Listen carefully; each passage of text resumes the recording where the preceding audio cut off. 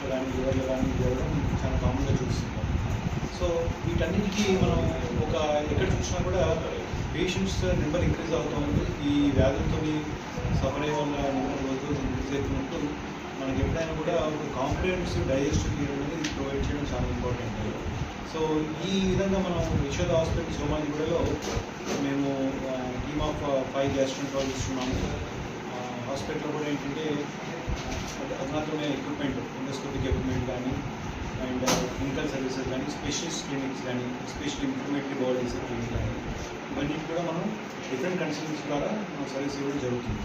ఇవే కాకుండా we are well supported with other specialities. అంటే గ్యాస్ట్రాంట్రాలజీ మన మెడికల్ గ్యాస్ట్రాంట్రాలజీ ఒకటే సరిపోదు అనమాట. పేషెంట్ సడన్గా సర్జరీ అవసరం పడవచ్చు, సడన్గా ఒక రేడియోలాజికల్ ప్రొసీజర్ అవసరం పడవచ్చు.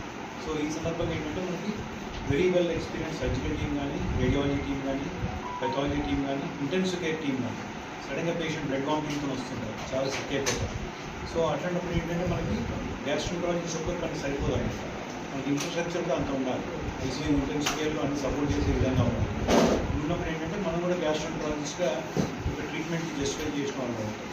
సో ఇవన్నీ చూడడానికి యశోద హాస్పిటల్ సోమాజిగూడలో కాంప్రిహెన్సివ్గా సర్వీస్ ఇవ్వడం జరుగుతుంది. అన్ని రకాలైన మన జీర్ణకోశ వ్యాధులు కూడా సరైన విధంగా డయాగ్నోసిస్ చేసి సరైన పద్ధతిలో ట్రీట్మెంట్ ఇవ్వడం, ఫర్దర్ కాంప్లికేషన్ రాకుండా ఉండడం జరుగుతుంది. ఎండోస్కోపీ సర్వీసెస్ కూడా చాలా అధునాతనంగా పరికరాలు వచ్చాయి. ప్రొసీజర్స్ కూడా చాలా మోడర్న్ ప్రొసీజర్స్ వచ్చాయన్నమాట. ఇంతకుముందు ఏంటంటే మనం ఎండోస్కోపీ అనగానే ఓన్లీ మన అన్నవాహికలు సులభంగా చూసి అల్సర్ డయాగ్నోసిస్ వరకు సరిపోయింది. కానీ ఈ మధ్యకాలంలో ఎండోస్కోపీ యూజ్ చేసే చికిత్సా విధానం కూడా చాలా రకాలుగా వచ్చాయి.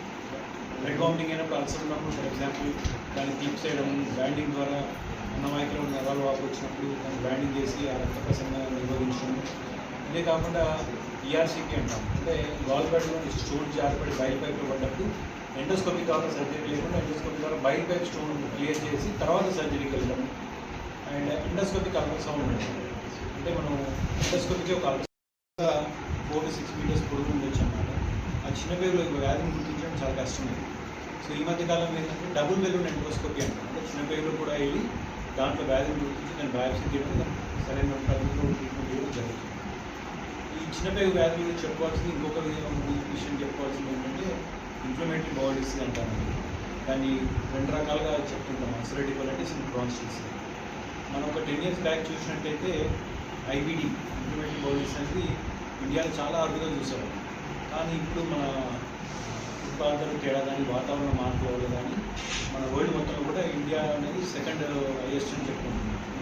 సో ఈ వ్యాధి కూడా సరైన సమయంలో గుర్తించినట్టయితే చాలా అనేక రకమైన మోడర్న్ ట్రీట్మెంట్స్ వచ్చాయి.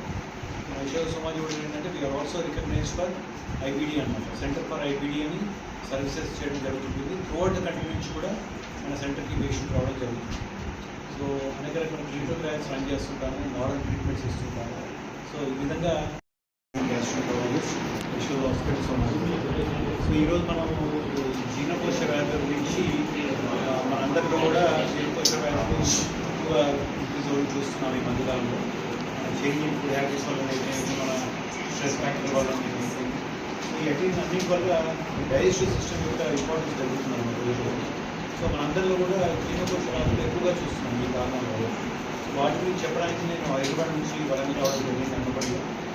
సో ఇప్పుడు మనం చూసినట్టయితే జీర్ణకోశ వ్యాధులు ఏవైతే ఉన్నాయో రిఫ్లెక్స్ డిసీజ్, కామన్గా మనం గ్యాస్ ప్రాబ్లం అనుకుంటుంటాము అండ్ రిఫ్లెక్స్ డిసీజ్ అనుకుంటాము. గ్యాస్ట్రోఇసోఫేజియల్ రిఫ్లెక్స్ డిసీజ్ కానీ, అల్సర్ ప్రాబ్లం కానీ, క్రానిక్ డిసీజ్ కానీ, అల్సరేటివ్ కొలైటిస్ కానీ, లివర్ పరంగా జబ్బులు కానీ, అంటే హెపటైటిస్, లివర్ సిరోసిస్ కానీ, ఫ్యాటీ లివర్ కానీ, ఆల్కహాలిక్ హెపటైటిస్ కానీ, అండ్ లివర్ క్యాన్సర్ కానీ, ప్యాంక్రియాటిస్ సంబంధించి కూడా ఈ మధ్యకాలం చాలా ఎక్కువగా చూస్తున్నాం. Acute pancreatitis, chronic pancreatitis, hepatitis cancers. ఇవన్నీ పోతే మన జీర్ణకోశ